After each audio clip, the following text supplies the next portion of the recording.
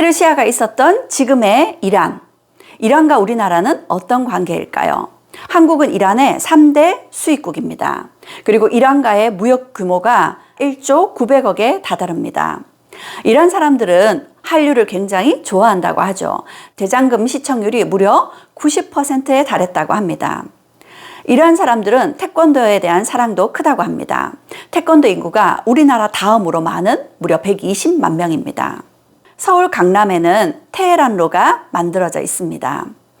마찬가지로 이란의 수도 테헤란에도 서울로라는 이름의 거리가 있습니다. 1977년에 지정되었죠. 하지만 이란과 우리나라의 관계는 그보다 훨씬 오래된 1500년의 역사를 가지고 있습니다. 페르시아의 대서사시 쿠시나메의 이야기를 들려드렸습니다. 그렇다면 쿠시나메의 진실과 거짓은 무엇일까요? 역사 속에서 좀 더 자세히 알아보겠습니다. 왕자 페로즈는 페르시아 사산왕조가 멸망한 후 이웃한 당나라로 귀순해 망명정부를 꾸리며 사산왕조의 재건을 꿈꿨지만 결국 성공하지 못하고 낙양에 묻혔습니다. 중국의 역사서에는 이런 기록이 있습니다. 661년 페로즈를 페르시아 도독부 도독으로 임명했다는 신당서의 기록입니다. 중국의 또 다른 역사서 자치통감에는 662년 페르시아 도독 페로즈를 페르시아 왕에 임명했다는 기록이 있습니다. 페로즈는 페르시아의 왕자로 망명정부를 꿈꾸며 페르시아 재건을 위해 노력했음을 확인할 수 있습니다. 중국에는 페로즈로 추정되는 석상도 남겨져 있습니다. 고종과 측천무의 릉으로 알려진 건릉 입구에는 61명의 외국 사절의 석상이 있는데 그중 페로즈로 추정되는 페르시아 왕자 석상이 남겨져 있습니다. 페로즈의 형제로 알려진 바흐람의 묘지명이 청나라 말기에 발견되기도 했습니다. 페르시아국 대추장 710년 95세로 죽어 낙양 건춘문 밖에 묻혔다고 적힌 묘지명입니다. 이를 통해 사산왕조 페르시아의 마지막 왕자 일행이 당나라로 귀순해 페르시아의 재건을 위해 노력했다는 역사적 사실을 확인할 수 있습니다. 그렇다면 쿠시나메에 등장하는 향기로운 낙원 신라에 대한 묘사는 어떨까요?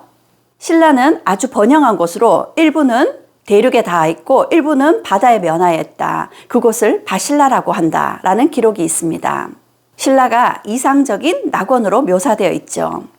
페르시아를 정복한 이슬람의 자카리아 알 카즈윈이라는 사람의 기록에 따르면 아실라는 중국의 맨 끝에 있는 절호의 나라이다. 아실라의 앗은 나라를 뜻하는 말입니다. 그곳에서는 공기가 순수하고 물이 맑고 토질이 비옥해서 불구자를 볼 수 없다. 그들의 집에 물을 뿌리면 용연향의 향기가 풍긴다고 한다. 전염병이나 질병은 드물며 파리나 갈증도 적다. 다른 곳에서 질병에 걸린 사람이 그곳에 오면 곧 완치된다. 라고 이상향의 신라 모습을 기록하고 있습니다. 이슬람의 이븐 쿠르다드비는 왕국과 도로 총람이라는 책에서 이렇게 신라를 묘사하고 있습니다. 중국의 동쪽 항저의 맞은편에 신라라는 나라가 있다. 그곳은 산이 많고 금이 풍부하다. 이곳에서는 비단, 검, 사향, 그리고 알로에, 말안장, 담비모피, 범포, 육계 등이 생산된다. 그곳에 갔던 무슬림들은 좋은 환경에 매혹되어 영구히 그곳에 정착하고 떠날 생각을 하지 않았다. 이곳에서 생산되는 이런 것들이 모두 신라에서 생산되는 것은 아닙니다. 하지만 이렇게 묘사해 놓은 걸 보면 신라에 이렇게 귀한 물자들이 풍족했음을 알 수 있습니다. 중요한 것은 신라로 갔던 무슬림들이 신라의 좋은 환경에 매혹되어 영구히 그곳에 정착하고 신라를 떠날 생각을 하지 않았다는 사실입니다. 뿐만 아니라 이븐 쿠르다드비는 신라를 이렇게 이야기하기도 했습니다. 아실라 사람들은 세상에서 가장 아름다운 외모를 가지고 있으며 질병도 가장 적다. 이번에는 대왕들의 업적과 경의의 요약이라는 이슬람의 작가 바쿠이의 기록입니다. 중국의 마지막 국가 신라는 매우 아름다운 곳이다. 신선한 공기, 맛있는 물 같은 완벽한 조건 때문에 백성들은 병들지 않고 건강하며 집집마다 호박 향내가 난다. 이상향의 모습이죠. 이슬람의 지리학자 알 이드리시는 신라에는 금이 흔해서 개의 쇠사슬이나 원숭이 목태도 금으로 만든다. 이렇게까지 이야기하고 있습니다. 8세기 마수디라는 사람이 그리고 그 뒤로 디마시키, 알-누아이리 등 중동의 알라위족이 이슬람 우마이야 왕조의 박해를 피해 신라로 망명했다는 기록도 있습니다. 페르시아인들이 신라로 온 것은 분명해 보입니다. 이처럼 그 당시 신라는 페르시아인들을 비롯한 많은 서역인들이 신라에서 활발히 활동하고 있었음을 보여줍니다. 이를 뒷받침하는 또 다른 기록으로 834년 흥덕왕이 백성들이 다투어 사치를 즐긴다며 사치를 국법으로 금한다는 기록이 있습니다. 백성들이 어떤 사치를 부렸을까요?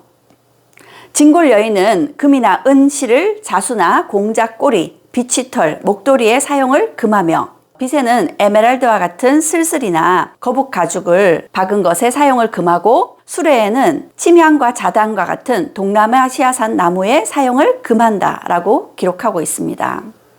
신라에는 멀리서 온 중귀한 물품들이 많았던 거죠. 특히 페르시아산 카펫도 사용을 금지했다고 알려져 있습니다. 이처럼 쿠시나메뿐만 아니라 많은 기록에서 신라는 물자가 풍부한 곳이고 자연환경이 좋은 이상향으로 묘사되고 있습니다. 이번에는 신라에 남겨진 페르시아의 흔적을 살펴보겠습니다. 여기는 괴릉이라고 부르는 원성왕릉으로 추정되는 릉입니다. 경주 외곽에 있는 아주 멋있는 릉입니다. 이곳에 가면 서역인의 모습을 한 무인석상을 만날 수 있습니다. 키가 8척, 그러니까 2.5m의 우람한 모습입니다. 기골이 장대하고 방망이 같은 걸 들고 주먹을 불끈 쥐고 있는 모습이 무인의 석상으로 보여집니다. 그런데 그 무인의 얼굴을 자세히 보면요. 눈이 크고 움푹 패여 있으며 코가 높다 해서 이들을 신목곱이라고 부릅니다. 뿐만 아니라 이들은 곱슬한 턱수염과 머리에는 터번을 쓰고 있습니다. 뒤편에는 터번을 묶은 모습까지 자세히 묘사되어 있습니다. 실제로 서역인을 보고 만든 것 같은 모습입니다.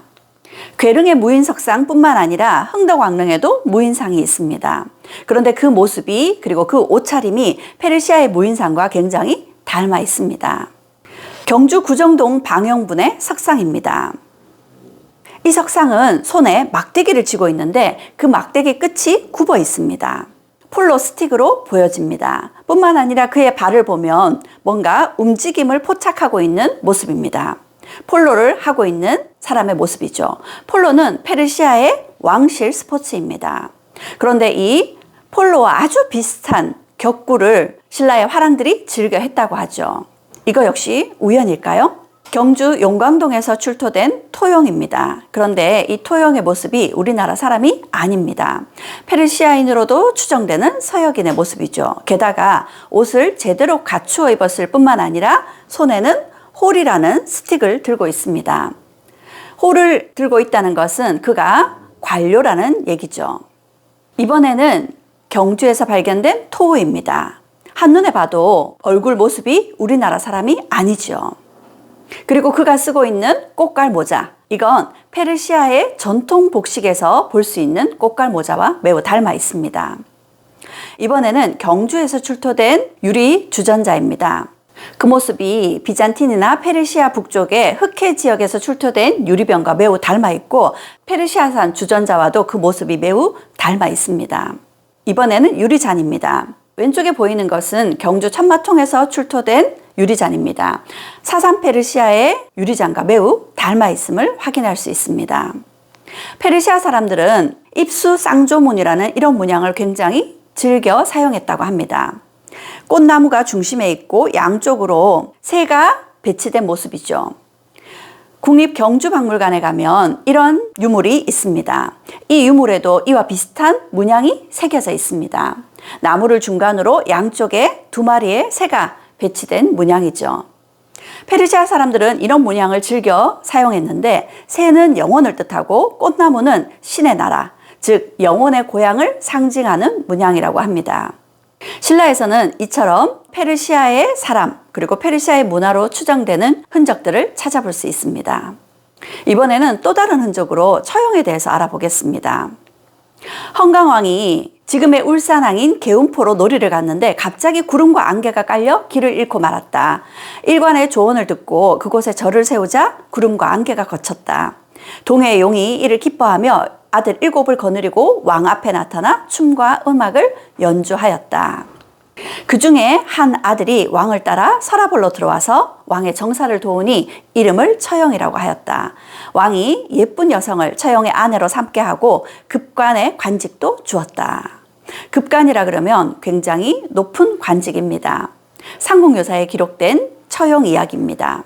헌강왕의 총애를 받던 처형이 일을 마치고 집으로 돌아갔더니 집에는 부인의 옆에 자신이 아닌 외간 남자의 발이 보였다고 합니다. 이를 보고 처형은 처형가라는 노래를 부르며 춤을 추었죠. 서울 달 밝은 밤에 밤늦도록 논일다가 들어와 자리를 보니 다리가 넷이로구나. 둘은 내 것이지만 둘은 누구의 것인고 본디 내 것이지만 빼앗긴 것을 어찌하리. 이처럼 처형이 자신의 발이 아닌 다른 남자의 발을 보고도 이렇게 노래를 부르며 춤을 추었다고 하죠. 그러자 역병이 처형의 앞에 무릎을 꿇었습니다. 처형의 부인과 함께 누워있던 외간 남자가 바로 역병이었던 거죠. 전염병이었음을 이야기합니다. 그리고 역병은 처형에게 무릎을 꿇고 이렇게 호소합니다. 하늘의 맹세코 앞으로는 공의 모습을 그린 그림만 봐도 그곳에 절대 들어가지 않을 것입니다. 이후로 많은 사람들은 병에 걸리지 않기 위해 처형의 얼굴을 붙여두었다고 합니다. 조선시대 악학개범에는 처형의 모습이 이렇게 묘사되어 있습니다. 어떤가요? 우리나라 사람의 모습이 아니죠. 눈이 깊고 코가 크고 주걱턱인 전형적인 서역인의 모습입니다. 삼국유사의 처형 이야기는 이야기일 뿐이라고요? 그렇지 않습니다. 삼국사기에도 비슷한 내용이 기록되어 있습니다. 왕은 나라의 동쪽 지방에 주군에 행차하였다. 그때 알지 못하는 사람 4명이 어전에 나타나 노래하고 춤추는데 그 모양이 괴이하고 의관도 다르므로 사람들이 말하기를 사내의 정령이라 하였다. 헌강왕의 앞에 괴이한 모습에 특이한 옷을 입은 사람들이 나타났다는 이야기죠. 외국인의 등장을 묘사하고 있습니다. 이처럼 처형의 탈을 쓴 무용을 우리는 처형무라 하여 오랜 문화유산으로 계승하고 있습니다. 처형무 속의 처형의 탈은 이런 모습입니다. 한눈에도 외국인의 모습으로 보여지죠.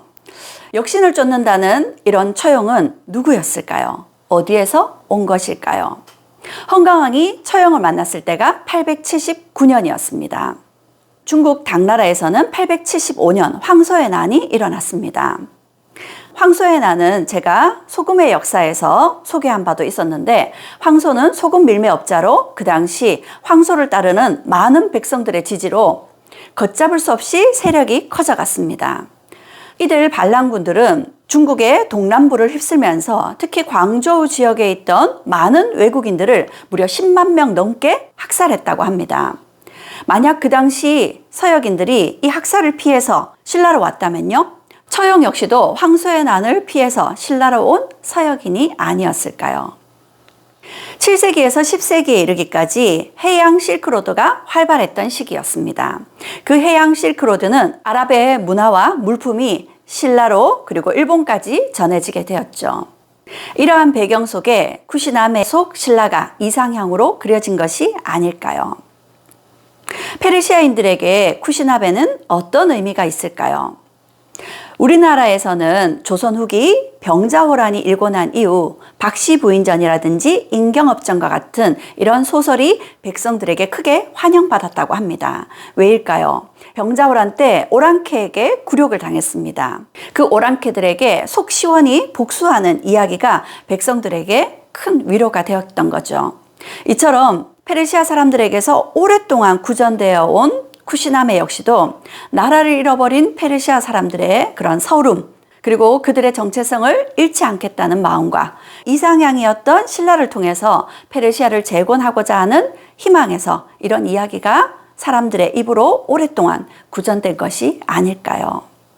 페르시아가 있었던 지금의 이란과 우리나라는 어떤 관계일까요? 한국은 이란의 3대 수입국입니다. 그리고 이란과의 무역 규모가 1조 900억에 다다릅니다. 이란 사람들은 한류를 굉장히 좋아한다고 하죠. 대장금 시청률이 무려 90%에 달했다고 합니다. 이러한 사람들은 태권도에 대한 사랑도 크다고 합니다. 태권도 인구가 우리나라 다음으로 많은 무려 120만 명입니다. 서울 강남에는 테헤란로가 만들어져 있습니다. 마찬가지로 이란의 수도 테헤란에도 서울로라는 이름의 거리가 있습니다. 1977년에 지정되었죠. 하지만 이란과 우리나라의 관계는 그보다 훨씬 오래된 1500년의 역사를 가지고 있습니다. 페르시아의 대서사시 쿠시나메 속 신라를 보면 신라가 우리가 상상했던 것보다 훨씬 더 국제적인 나라였음을 알 수 있습니다. 그뿐일까요? 쿠시나메 속 신라는 우리가 생각했던 것보다 훨씬 더 관용적이고 포용적인 나라였습니다. 오래전 페르시아가 알아본 쿠시나메 속 신라처럼 에이펙이 열린 경주의 가치를 세계에 증명하는 기회가 되었으면 좋겠습니다.